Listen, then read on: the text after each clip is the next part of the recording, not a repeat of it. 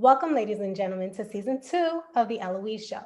Today, I'm featuring a very special guest whose name is Chalky the King. Chalky the King is one of two parts that make up Sage Love Productions. Please remember the name because it is a film company that you need to know. They are on the rise, they're based out of Brooklyn, and they are doing some amazing things. But we'll get there. Chalky the King specifically is a recent graduate of SVA, the School of Visual Arts, located in Manhattan. Also, he is one of the geniuses behind IT The Awakening, which has been touring the film festival circuit, has been winning awards left and right. They've also, Stage Love Productions also produced New Panther, okay? They have some great works on the way, such as New Safe Pho, which we'll talk about.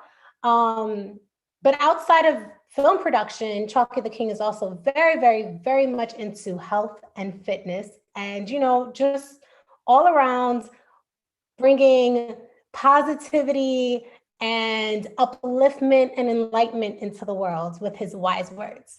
So Chalky, if I can have you cut on your camera so everyone can see you. Welcome to the Elouise Show. Peace, family. How's everybody doing? How's everyone doing? We here. Real quick, I didn't even say this before. If you have not done this before, if you're new to the Elouise Show, I do want you to try to engage, right? So you're logged on through YouTube Live. There's a chat box. I will be occasionally checking the chat. So if you have a question you want to ask, and it's a good one, I'll go ahead and read it. Please make sure to comment. Let us know what you think, how you feeling, anything at all, okay? Make sure to engage, okay? So Chalky, you said you're doing great tonight? Oh yeah. I'm feeling good. I got good energy. Honestly, this is a big honor, being on your show. I'm excited. Let's do it. Let's get into it. Yeah, let's get into it. Yeah. Okay, well, first and foremost, where are you right now? Well, this is I call it the Bat Cave. But this is where everything goes down. The crib, the basement, but also, big, big. I would like to say a big production studio. Do a lot of work down here. Safe Love production stuff, wise lifestyle stuff. That I'm gonna get into, and explain. But this is where it goes down. You know what I mean? So we working. There's always work going on down here. Like it looks like it don't look like much, but trust me, it's a special place. It's a special place. You know. But before we get into it, I really want to know, just give me a glimpse of your day. What did you do today? What is a day in the life of Chalky the King? Oh man. Not much at the same time.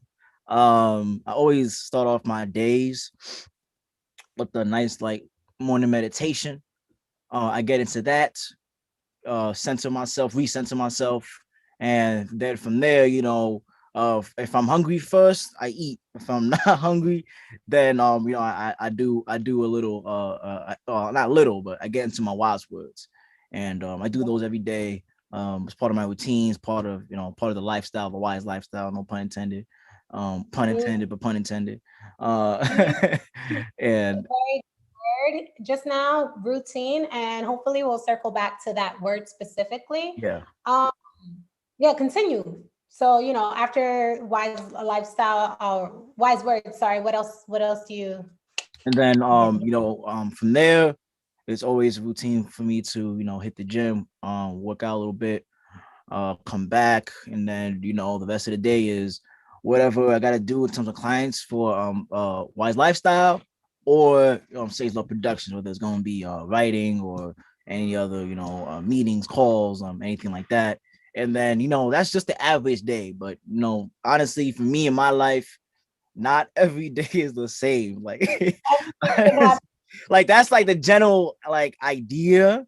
But honestly, it could go either way. Either I'll wake up and then I'll train first and then watch and then something else over. It's always different, but that's generally the idea. Okay.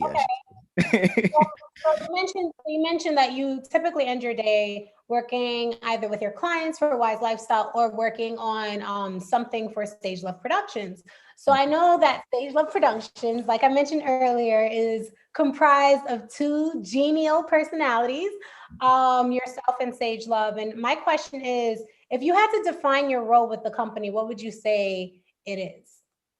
um, I'm chief operating officer, chief operating officer, CEO.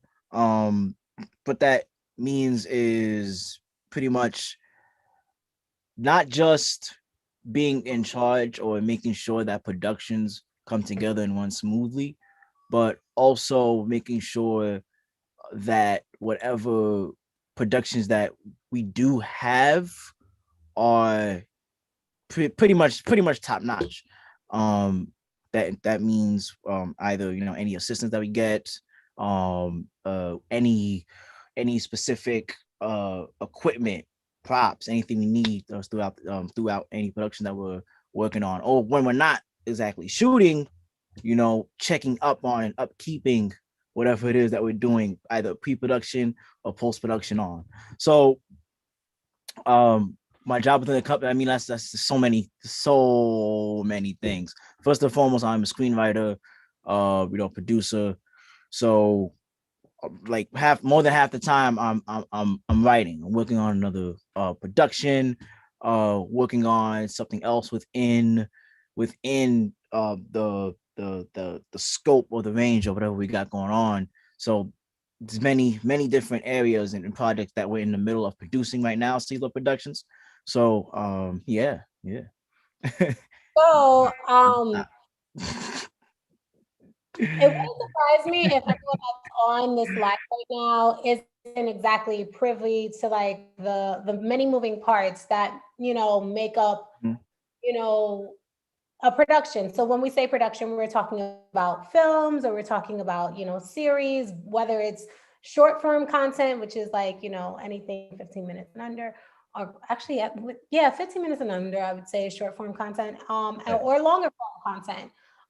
So when creating, let's go with films, right? When creating a film, what are like the different parts of the team that make up a film, and what are your favorite parts? Um Why does he laugh? uh I laugh at every first off, disclaimer, I like laugh at everything. Like that's just a little disclaimer of mine. I'm always gonna find the humor in everything. But a lot of different parts to it. My favorite parts are actually the most important parts, which is the writing and the producing. So producing isn't just hey, do this or go here or do that. Producing is part of that upkeeping that I mentioned a little bit earlier, providing the set or the overall production, whatever that it needs, and staying on top of that so that you're also on top of everybody else. So that, and also like going back to also the writing within itself, because for me, before I even started doing film itself, I was writing. That's something that I always did. Creative writing, putting myself in that mindset within that arena. I always loved to control the story, and I always saw the value within controlling the story, especially in our world and our economy, and representation so important. So just kind of just growing up with that and watching different films and just seeing just the way that black people and Haitians in the film or in the film industry are displayed and represented.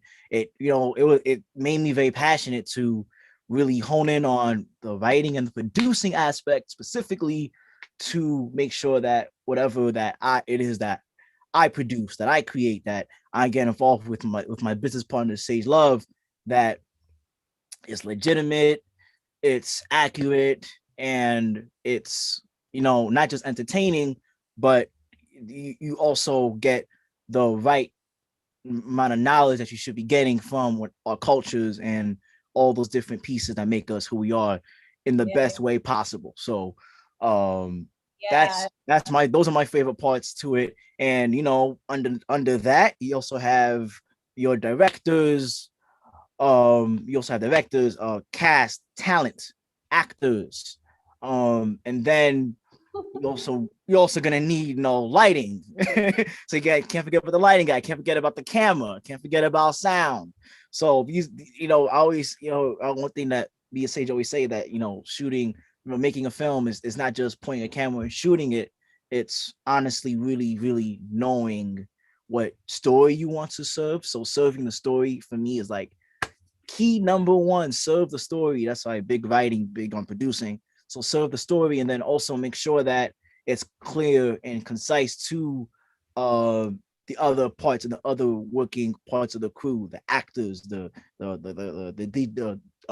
cinematographer, the sound engineer. Because when you're able to properly pitch and convey the story to the director, if you're producing who's not the director, and to the cinematographer, then you're able to say, okay, well, this scene is very dark, it's very eerie, and then you just go deeper and deeper into who the characters are. Then they're able to properly direct or properly light it a certain way, or bring the right kind of equipment. You know what I mean? So those are all different parts. Yeah. So like I'm getting like I'm so boom. This is what one thing that I got from you just now, number one law of filmmaking, especially as it relates to Sage Love production, I'm getting is teamwork makes the dream work, right?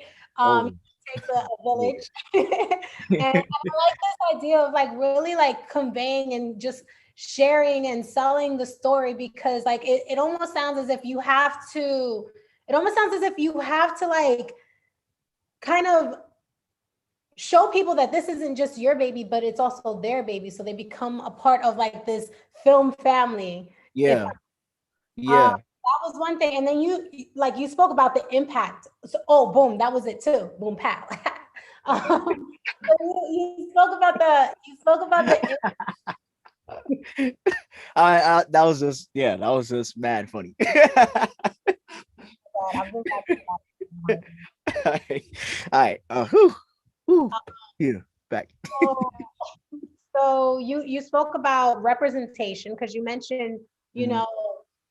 the importance of representing Black bodies, and specifically Haitian bodies in your body of work, Mhm. but also impact, making sure that not not just that your story is entertaining, but also that essentially that it's impactful, Yeah. which I think is so necessary, especially today. I mean, it's always been necessary, but especially today with everything that continues to go on in this world, this crazy world that we live in. Uh, but the cool thing is that it looks like this format and this formula that you and your business partner, Sage Love, have like concocted is working for you, because under Sage Love Productions, I mentioned earlier, you have New Panther. I think that was one of the first films to come out under Sage Love Productions. Worked the film festival circuit, got great reviews, still doing well today. IET The Awakening, an amazing documentary by Sage Love Productions. You guys went out to Haiti, filmed out there, did like some scenes here in New York. I would know. And doing great in the film festival circuit. It's on Apple TV. Yep. It's Yep. on, what was the other platform? I forget the name of it. The Um, logo is orange. I believe I could be Oh, wrong. I believe it was. go ahead. Sorry. Okay, I believe it was Quelly TV. If I'm wrong, all right. Yeah, yeah, Um, what else? And then it's doing well overseas. It's doing well here. It's won a couple of awards. yeah. How Mhm. many? 7? I Too lost many. count. I'm not gonna hold you. Let me I guys. lost count. Yeah. Where's Benny right now. What is he doing? We'll get into that another day Yeah, later on. Benny. There's nobody knows. No, not even Benny knows what he's doing. That's not a question you ask. Ask Benny. This is the short film, which you're turning into a series, Yes, yes, that won an award, Best Comedy in the Mott Haven Film Festival. yes, So you yes, guys yes. are basically doing your thing. The film that you have coming out, so the first Haitian superhero movie, New Safe Pho, is coming Yes. out, which I personally am very excited, not for any reasons. It's not like I want to see Officer Haley McGee on TV or anything. But no, you have New Safe Pho coming out, and Wyclef John posted it.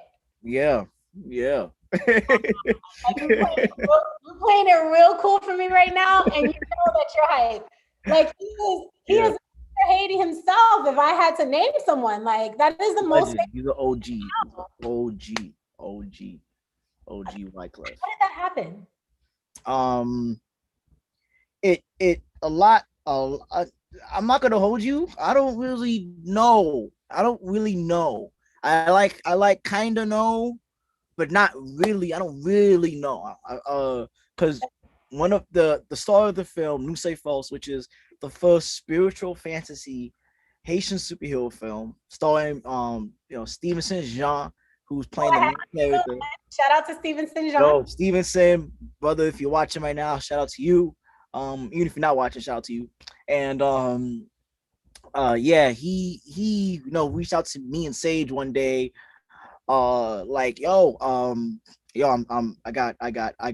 don't know how he exactly did it, but he said, yo, I got Wyclef, on the text chain or something like that. I was like, oh, okay, dope. That's cool, that's cool. And then, I guess, like, I don't even know where that conversation went, but one day I'm like on my Instagram and shit, and then I see that Wyclef posted the trailer. And I hit up Stevenson on something like, yo, bro, like that. And then like he's like, he don't know, I don't know, Sage don't know.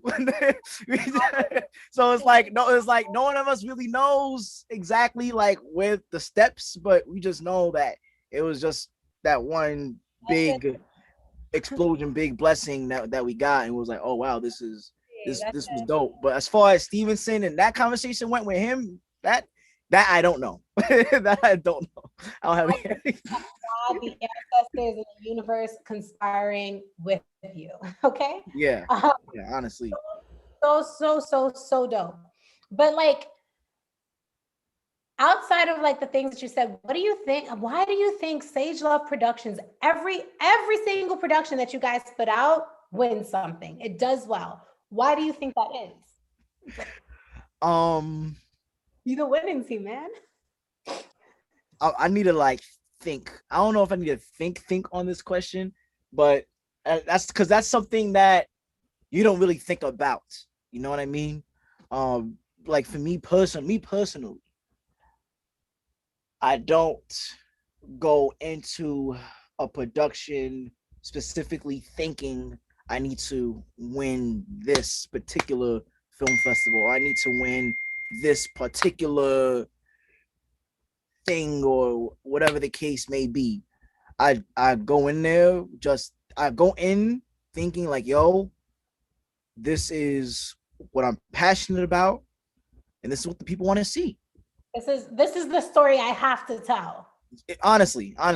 And then from there, I get, we get the people, that we trust the most with conveying it. We get a crew together, but we don't really just pick anybody.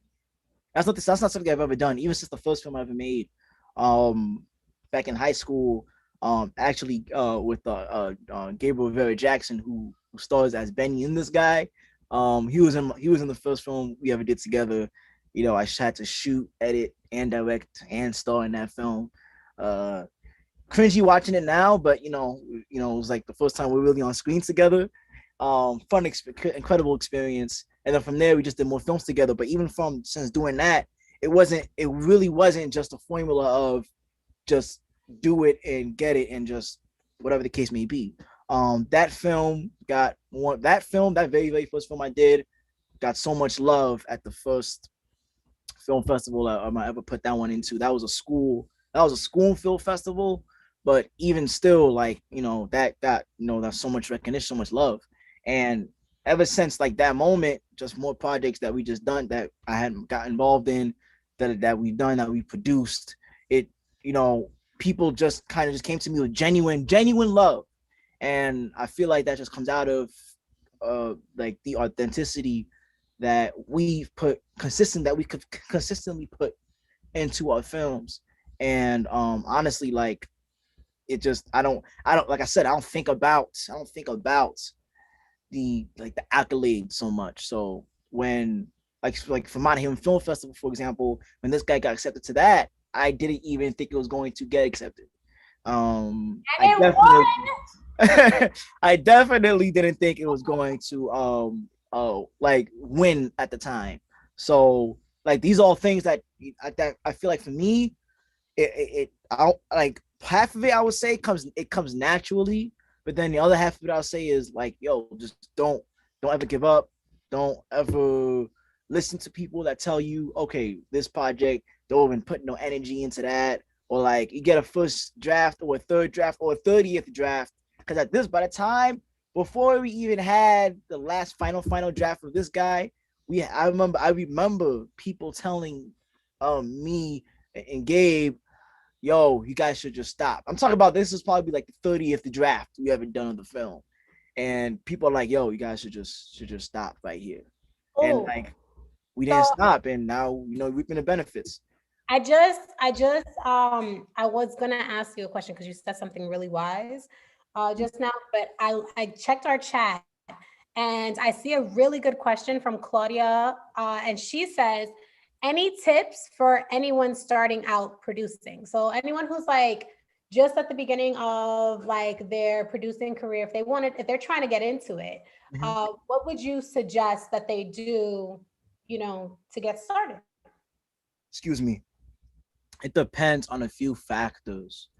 For me personally, I'm one of those people who I'm not gonna limit myself, so I'm going to dive in and do a lot of things. Like I said, for my first film, I edited, I directed, I acted, I shot, and produced. Like so, I did all those in my first film. I feel like for people who want to get into producing, I would say don't first off don't skip steps.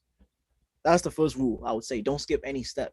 Don't go into it and think, okay, I'm just gonna be I'm just gonna be a producer, but but you don't have any experience in any other sections of the the production and the post production of a film. So I would say work a little bit, get familiar with different arenas, get familiar with distribution, get familiar with directing, get familiar with writing, get familiar with pre-production and post-production. And I would say from there, um, also at the same time, right.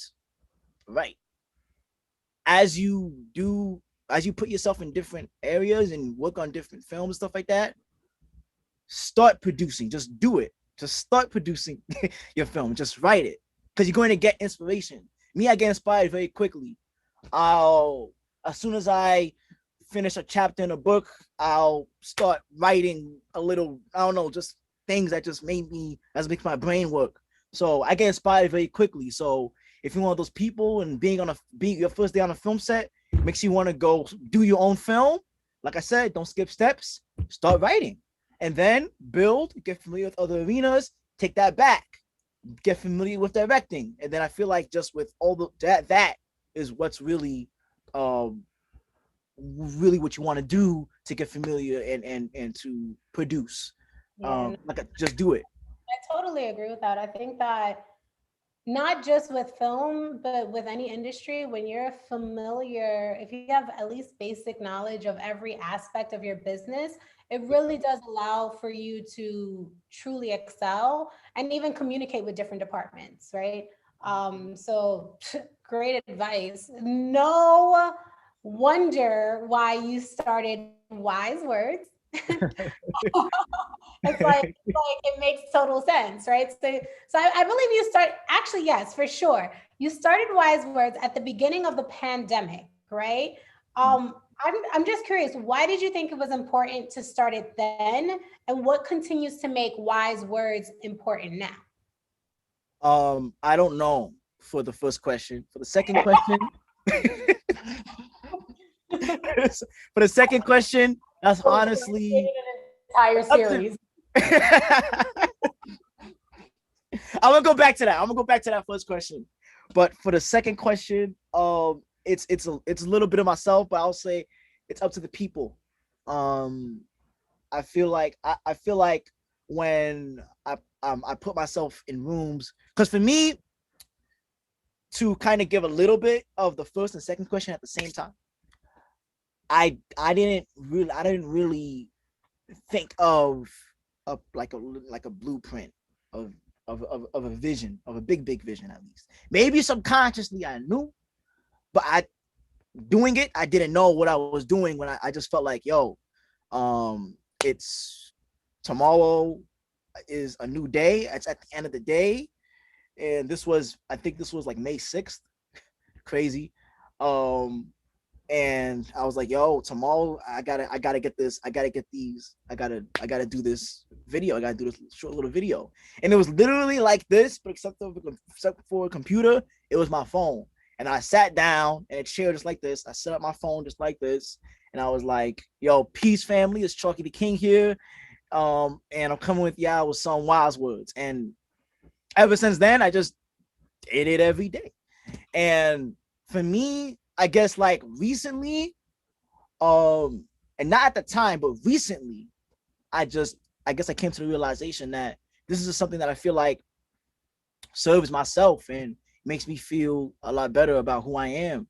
And then, you know, when I put myself in just in other rooms, to answer the second question, I guess just out of the blue, I wouldn't even bring it up. But people would be like, yo, wise words, or something about wise words, or something like, oh, dope, bro. Like, yeah, like if like it's love, but I don't put myself in the space thinking about it. Or I don't put myself in the space of like really searching or feel like I need something from. It's just something that I feel like uh I guess people really have grown to appreciate, and I'm very appreciative of that.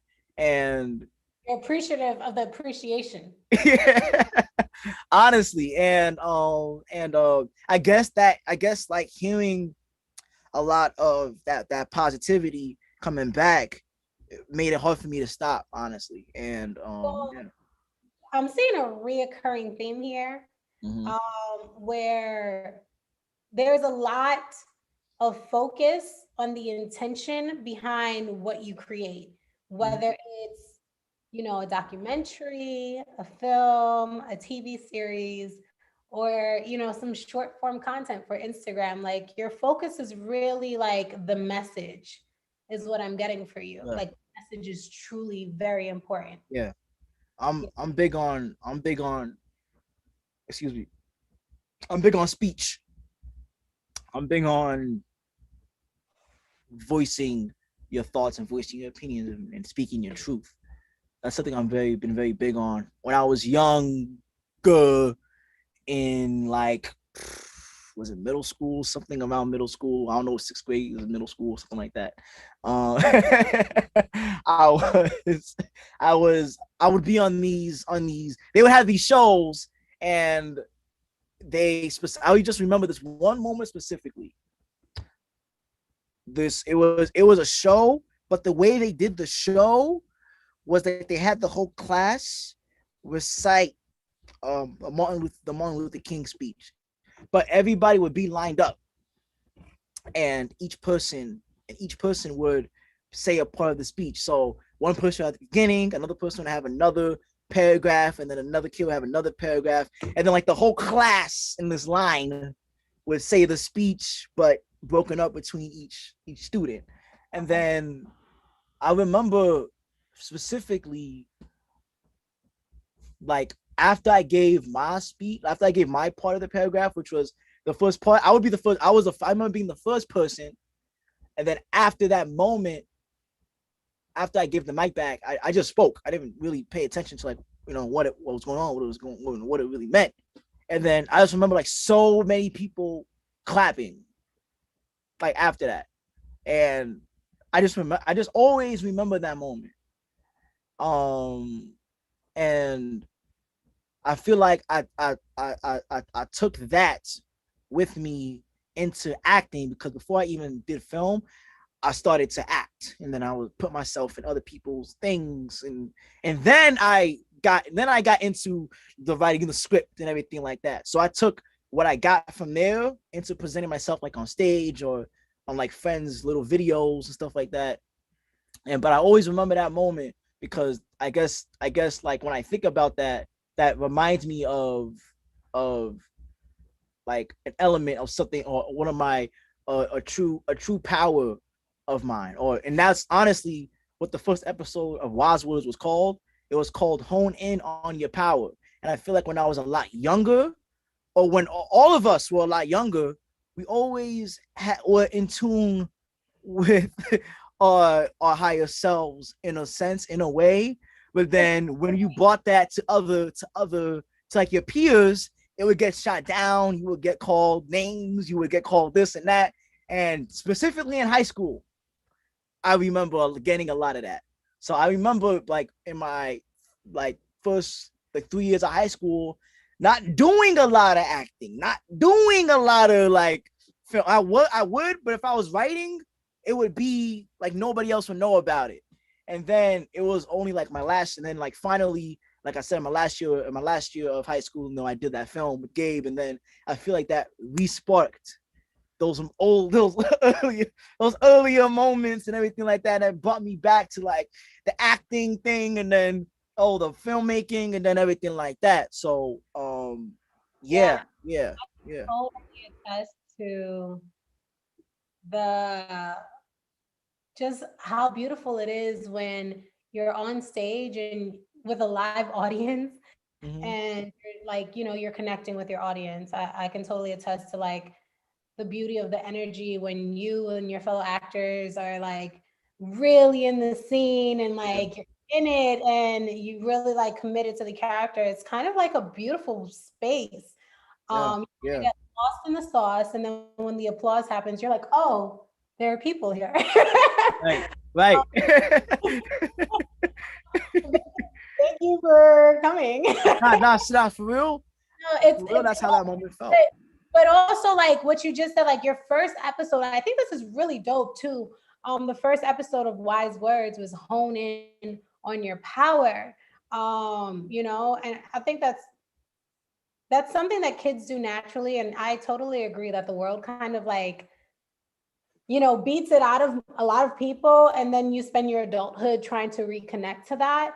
But what's really interesting about you is the fact that you're honing into your power, not just, as it relates to what you do as a media, guru right now, if I should say so. You're not just doing that with your films, you're not just doing that with your series or even like this short form content that you do for Instagram, but you're also doing that with your company Wise Lifestyle, which is health and fitness. Mhm. So talk to me a little bit about Wise Lifestyle and like the why is health and fitness so important to you? Um, I, it's in the name, lifestyle. So for me, I come from a place where I used to train. I used to train at Crunch. I left Crunch last year. A couple years before that, yeah, a couple years before that, I was working at the Y um as like a it wasn't that was like a personal trainer. It was like a floor trainer. That's how they had the classifications over there. And I guess like my whole life I was very athletic, and doing I joined this teen program that my sister got me into, and then from there I just continued to just connect with different people and everything like that in terms of fitness. But sad to say that there's this mentality that you as a I guess as a trainer, as influencer, everything's about muscle, getting big, being very showy in a certain way, or at least that's how it kind of comes off. And for me specifically, um, for me specifically, I feel like I had to break out of that mentality. I had to break out of the do things one way and opened up. I had to like grow or learn ways to bring in uh nutrition and different herbs and different stuff like alkaline and teas. And I feel like a lot of these things are not, I want to say frowned upon, but not entirely um considered or accepted the way I feel like they should be in the bigger industry. So I was never really big. I myself personally, I was never was really big on creatine or anything like that, or any other kind of any kind of supplements, or like the GNCs or the vitamin shops. I would get certain stuff from there, but me personally, I just never was crazy about the big like specifically a lot of the protein powders that they would sell. And when I was at Crunch, it was all about selling. So the pandemic happened, this whole shift, everything like that happened. And then, everybody going inside and everything like that. There was no gyms to go to, obviously. So while I was doing like the wise words, I couldn't help but have a lot of like just healthier foods and just read more about like different like alkaline herbs and everything like that. So I started to do more research. And then when Crunch told me to come back, I was like nah. Just because I didn't feel comfortable being in a place where I would tell myself, hey, I'm gonna sell this type of products, these type of products, but I didn't really believe in what it was. I never really took them a lot myself because I would have other ways. Like, trust me, like I was still big. Like I put up 4 or 5 squat. I don't eat no meat. I'm drinking alkaline tea. And you got these other guys drinking, eating whatever the other stuff, which is still fine. I'm not knocking it, but I'm just saying this dude weigh 100. This dude weigh 180 pounds. He's 6 feet tall. He should be, know what I mean, doing this shit 10 times more than me.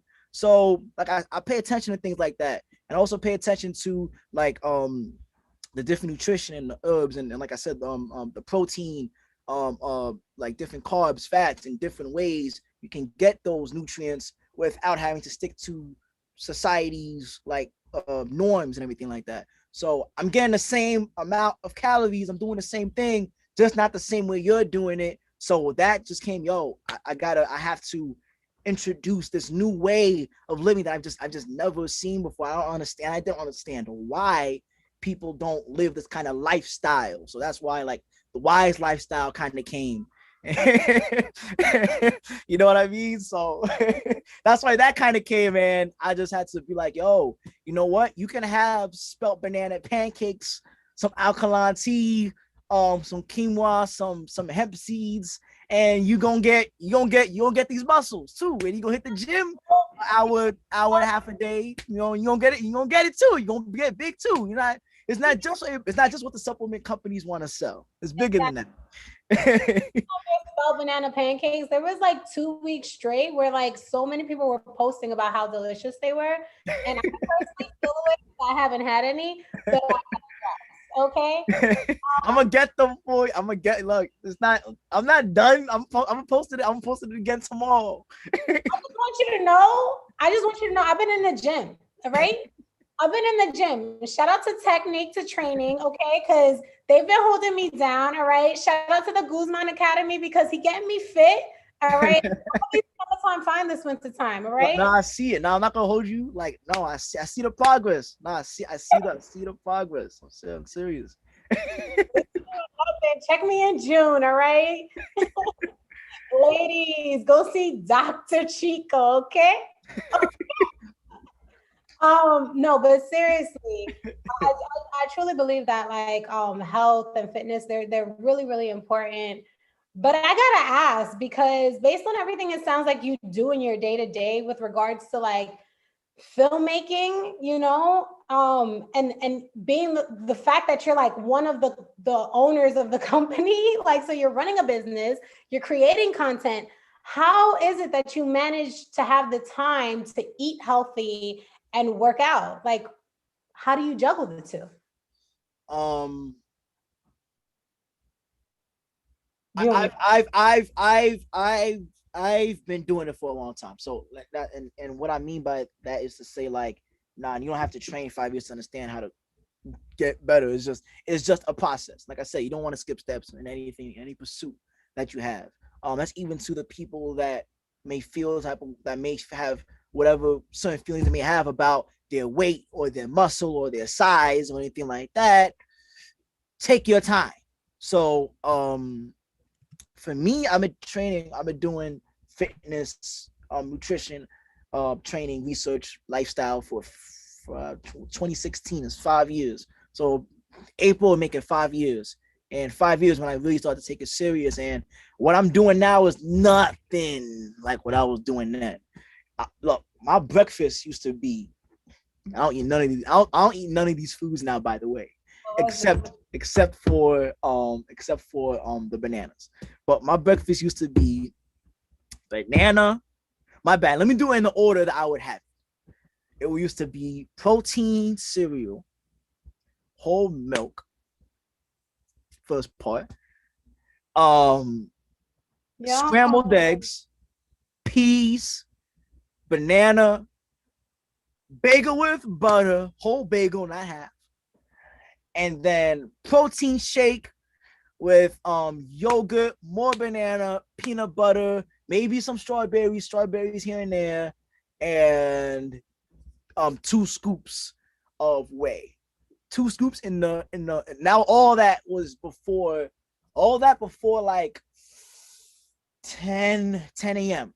All that before 10 a.m. That's what the breakfast used to be. No, That's what so now I'm breakfast. Anthony, question number one, how did you finish all that? Ill. Question number two, like peas Yeah, in the morning? yeah, Yep. yeah, yeah. Question number three, how are you alive right now? Like, yep. like Solid. like like it got to a point where because my thing is that I never had a trainer. I would just train with trainers. I would train with trainers all the time. So a lot of the knowledge I was getting came, straight from them, the horse's mouth. Be like, yo, eat this, calories, bah, protein, bah. I'd be like, all right, cool. What's your what are your numbers? Are my numbers? Oh, cool. You want this to have? I'm like, bet I got you, bro. So every time we had like Monday nights was the night. Monday night, it was chess. We would start early. We start like 6, 7 o'clock. We out 11:30 at night. And chest, I think so. We did some shoulders, tricep. I remember that core, all that same night. And then, that was the mentality I had. And then just doing I still train like in the gym, similar training, but like dieting, there's not so much no more. But at the time, it was so normal for me to just eat so much of those calories and then just feel so exhausted and hit when I had to eat. And then, but like it got to a point where like a year later, I told myself 2017, I was like, you know what? I got to cut back on some of this stuff. And then in that year, I probably gained about 10 pounds of muscle. I think it was something like, or like 6 or 7. I think it was like 6, 7, 10, like 6, 7 pounds of muscle. But when I changed my diet, it started to I didn't cut out all the calories, but when I started to spread it out and just get clean and get like better with how I organize the diet, I started to put on muscle mass a lot faster. And that was the first year I really started to 2017 the first year I really started to put up like big numbers in like in weight and on the on like the barbell and the bench and everything like that because I just got better. And then over time I just getting better and just getting better and just getting better. And then Probably market you your business know, like what are yeah. those people? You know, those super fit people, bodybuilders. Sorry, I know I had a moment. I'm a bodybuilder. So I had a I'm a moment. bodybuilder. Nobody just, but like that's your target market because those are the people who really, really, really just want to pack on muscle, muscle, muscle, muscle, muscle, Yeah, muscle, yeah, muscle. yeah, yeah, yeah. Okay, cool. Real quick before we get back into it, I saw on the comments in the Google. Google. Well, YouTube is some associated with Google, or owned by Google. You have the So what? you have it the YouTube. So wait, stop it. Before I get to this one It's comment on funny. YouTube, Claudia said, for real, not the peas, babe. All right. We not with the peas. Like peas aren't good, period. Like you eat them because it's healthy for you, but they're not good. But like before noon, who does that? Yeah, yeah. I mean, I don't do it no more, but I did do it. Like when you were in school and you would eat the lunch at the school, and sometimes they would have the peas and carrots. If you had lunch at And that 11 was plastic. a.m., Mm. Sage Love, shout out to Sage Love, who is watching right now, said Yeah, that you kill him every time you guys have a workout. But the question I wanted to get to I comes know, from bro. Amir. Amir said, would you advise renting equipment or buying equipment when producing? Renting or buying equipment. Speaking from experience, I always rent. That's from my own personal experience. However, however, Depends, right? yeah, I'm getting there, and I do own like my camera equipment, my lenses, like um um what's it called, programs like Final Draft and Final Cut Pro. Like these are programs and film equipment that I actually own. But when it comes to like certain props or certain pieces or things like that, I rent those. But it's all about timing. I would say timing. Because at first, Yeah. when I first started, I was renting the camera I own now. But and then I got other equipment, lights and stuff like that. When I first started, I was renting those. I own that stuff now. So it's a process. I would say get familiar with who you are and where you are, and get realistic with that. And I would say if you can afford it, get it. And I would say don't stress yourself out. Don't be like, oh, I need to get all this different stuff. How am I gonna get it? Reach out to your resources, connect a little bit. People in your circle probably have the stuff. You don't gotta put money to rent or buy or whatever the case may be. So take time, don't kill yourself. Think about where you are now, get realistic, and move forward. You may have to buy it, you may have to rent it, you might not have to. To be honest, that's probably, first off, that's solid, not just like filmmaking advice, but that's solid like budgeting advice. Yeah, definitely. Like But I that, gotta think about the budget. I gotta think about that. that's a great lesson. That's a really like impactful lesson that I think that I learned from both you and Sage. Is like really tapping into your network and seeing what is accessible to you before you go out and buy or rent anything. Right. Solid advice. All right, we're running out of time. We only have I'm 10 talking. minutes, I'm and I have talking a lot. so many You feel me? questions. Flowing. So you flowing. You feel me?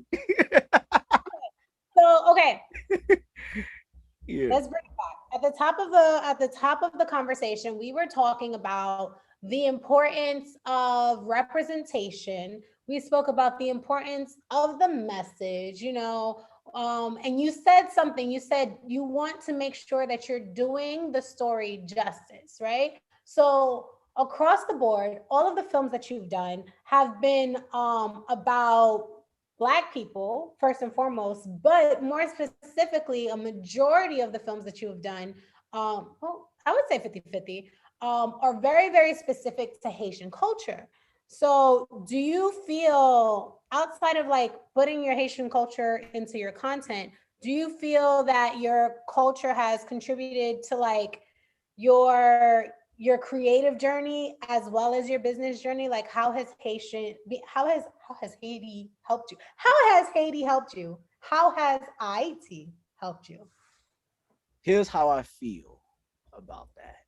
And I feel like this is a way that all of us, or many of most of us should feel in the diaspora. And I feel that when you take a look at history, when you really take a look at history and you understand where we, us as people, not just Haitians, but us as Black people, as Africans, where we come from, and you understand, you really know where it is that we come from. Not slavery. I'm not talking about that. I'm talking about where it is, what's in us, where we come from, the richness of that, and then you um consider slavery, and then you consider where we are now. You can't write off the Haitian Revolution. You can't forget about the Haitian. You can't forget up the Haitian Revolution was it's the initial up is literally like the initial uprise that just allowed it just brought that like it's like that boom that shock wave that just allowed us and just so many other uprisings just to sprout throughout the culture, throughout the globe. So for me, when I think of the films I'm making, serving the story, first off, I gotta serve the original story, and I gotta serve my ancestors, and I gotta serve where we came from and what we did initially. And I can't write that off. I can't forget that. I can't act like that's not something that we did. Before I think about like Malcolm X and Martin Luther King and all these other different historians, Marcus Garvey, I gotta remember. I gotta also keep in mind that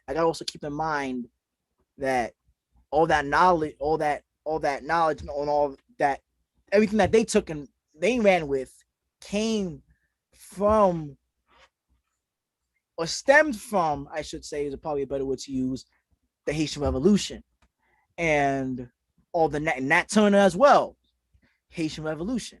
So for me, I feel like I gotta serve my ancestors where we come from and do our due diligence to bring that light and bring that knowledge to cinema and really show the people what it is, who we are, where we come from, where we originate from. And New Safe Pho is not just, I keep saying New Safe Pho is not just a movie, it's a movement. Mhm. And with that is to one of our main goals with that is to bring the knowledge to the people that this is who we are. We are something greater. We are something greater than what society tries to tell us and convince us that we are. Society doesn't even want us to go go think before slavery or think before those Yeah. times. And it's like we've been on earth, like another good brother of mine that we just connected with said, 400 years is nothing in the lifetime of mankind. And I'm like, we're the original people. So with that, it's like, there's so much history, so much richness in us. And that's why it's like, we just gotta, every aspect of that, I gotta bring to the table. I have to learn, research for myself, understand, love, and bring it back. There's power in like what you just said, because like you started off and you said like thinking of where we come from, and I'm not talking slavery, I'm talking before that. It comes as no surprise that you are so driven and you move with a certain fire. Like anyone who sits down and listens to you talk about an idea of a story that you're about to write, like you can literally see the fire burning in your eyes. So knowing that is your mind state, like thinking about where we come from and not talking slavery, but talking like kings and queens, like you know, I think it's dope. Yeah. I'm glad you brought up New Safe Pho. I know the website has launched.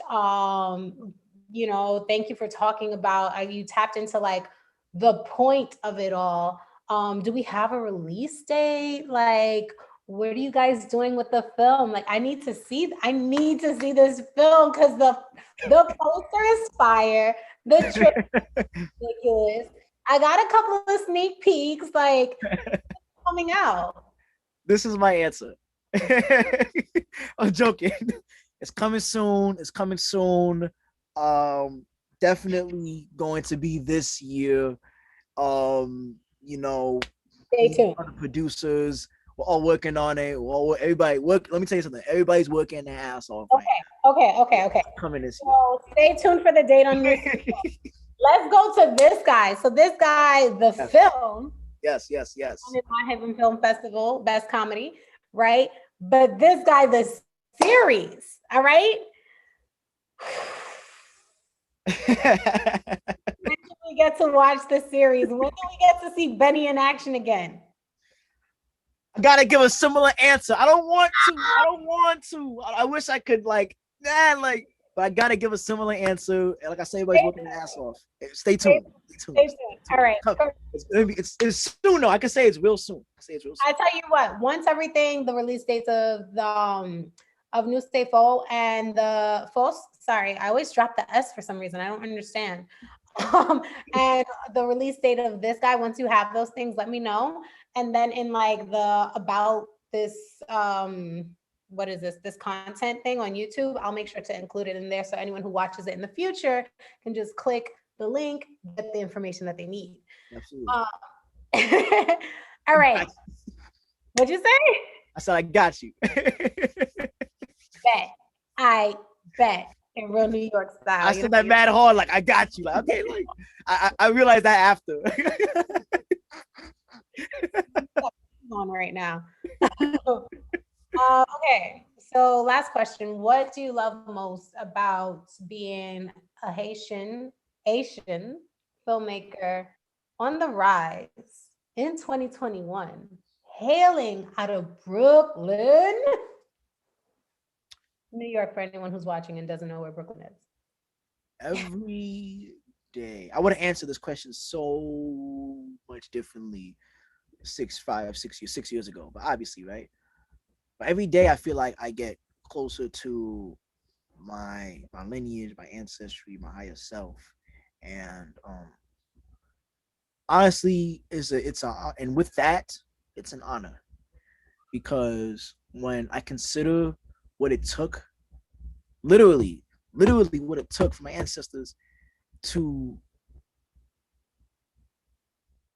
get their freedom, and then when I consider my grandparents getting to this country, when I consider those factors, it's it it it's nothing to take for granted to be sitting down here in this moment on the Elouise show in 2021. It's honestly it's an honor. I'm not just thinking about filmmaking or like the film festivals. I'm thinking about literally I'm here, I'm living, I'm breathing, and I'm here and I have the privilege to say, hey, I'm a filmmaker. This is what the life I live. And you know, it's just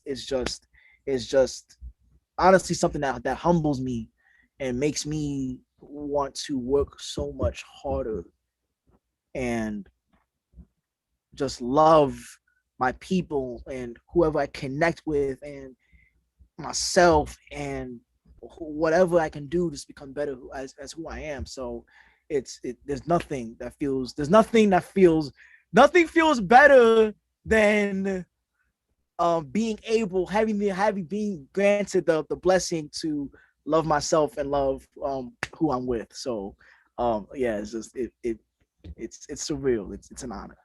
Listen, I think that that's beautiful. I want to thank you so much, Chalky the King, for joining me on the Yeah. first episode of season 2 of the Yeah, Elouise. we here.